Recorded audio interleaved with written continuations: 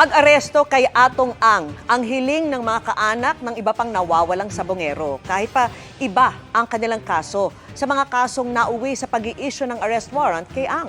Nakatutok si JP Soriano.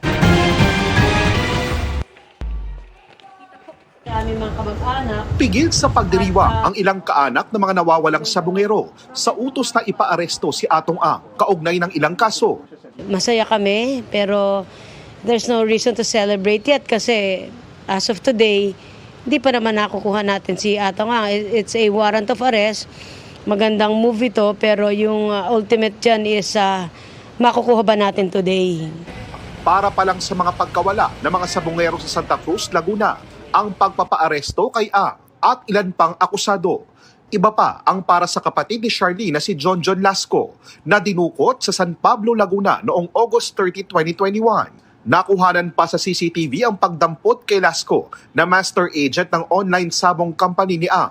Positibo siyang kinilala ng kanyang mga kaanak sa videong ibinahagi ng pangunahing testigo sa kaso na si Don Patidongan. Mensahe ng mga kaanak ni Lasco kay Ang.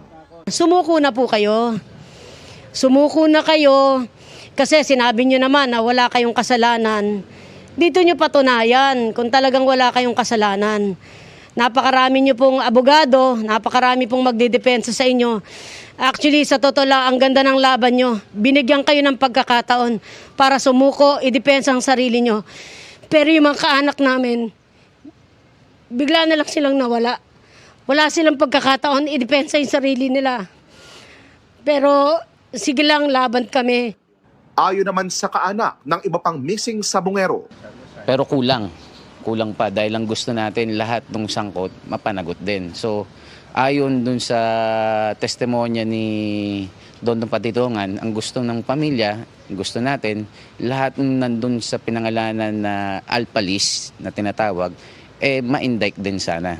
Bukas inaasang harap sa media mga kaanak ng iba pang missing sabongeros. Sabay sabing umaasa silang madaragdagan pa ang mga ipaaresto ng korte.